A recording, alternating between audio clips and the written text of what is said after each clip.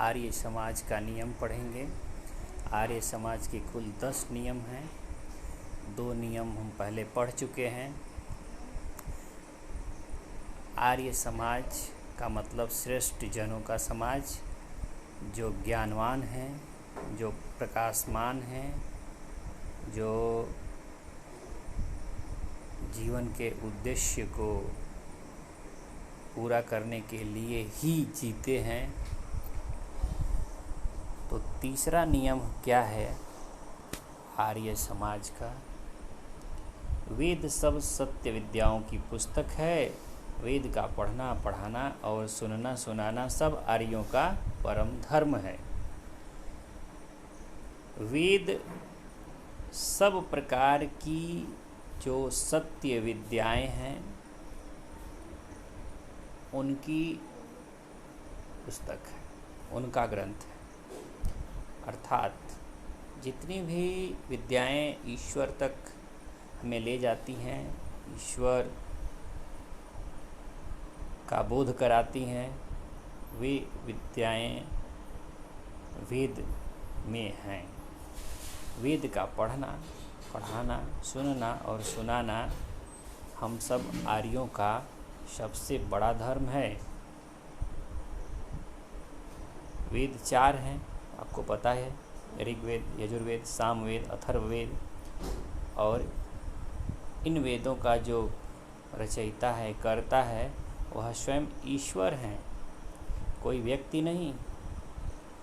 वेद को इसलिए अपौरुषेय कहा जाता है, यानी किसी पुरुष ने, किसी व्यक्ति ने इनकी रचना नहीं की। इन चारों वेदों का ज्ञान अग्नि, वायु, आदित्य और अंगिरा को स्वयं परमेश्वर ने सृष्टि के आदिकाल में ही दिया था। उन्होंने उसे आगे भी बढ़ाने का काम किया। और आप यह भी जान लें कि वेद किसी भी व्यक्ति, जाति, देश या वर्ग विशेष के लिए नहीं, यह संपूर्ण मानव जाति के लिए उपयोगी है।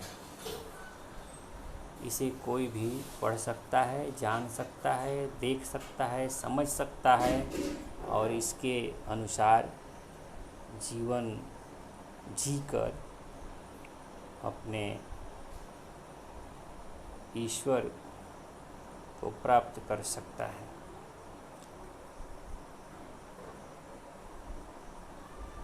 यद्यपि 6 शास्त्र हैं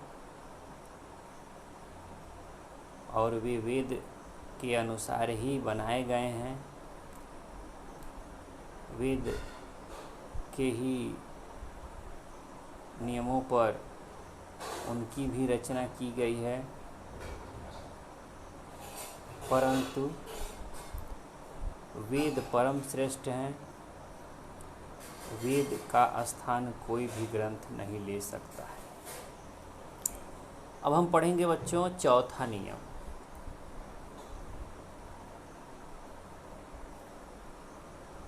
सत्य के ग्रहण करने और असत्य को छोड़ने में हमेशा उद्यत रहना चाहिए। अर्थात सत्य को स्वीकार करना, धारण करना और असत्य यानी कि झूठ को त्याग देने में, छोड़ देने में हमेशा तैयार रहना चाहिए। हर क्षण। अब सत्य क्या है यह जानने का विषय है। जो वस्तु, जो घटना जैसी हो वैसी ही मानना, वैसा ही कहना, वैसा ही करना सत्य कहलाता है। और उसमें बढ़ा चढ़ाकर कहना, बोलना या करना अथवा भ्रम में रहना और दूसरों को भ्रमित करना, यह सब असत्य है, झूठ है। जिस प्रकार से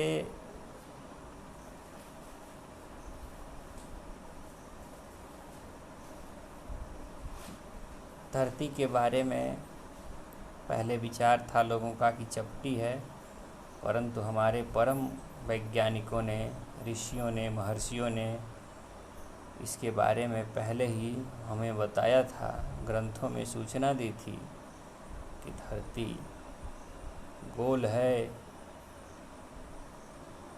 और इसकी और भी विशेषताएं बताई थी। तो जो अज्ञानी हैं उनका विचार बाद में खंडित हुआ जब वैज्ञानिकों ने इसे आधुनिक काल में प्रमाणित किया। तो समझदार व्यक्ति का कर्तव्य है कि वह असत्य होने वाली बातों को छोड़ता जाए और सत्य ज्ञान को, सत्य तथ्यों को ही स्वीकार करे। इस प्रकार वह अपने जीवन में ईश्वर की तरफ बढ़ता जाए और आत्म साक्षात्कार, आत्मबोध,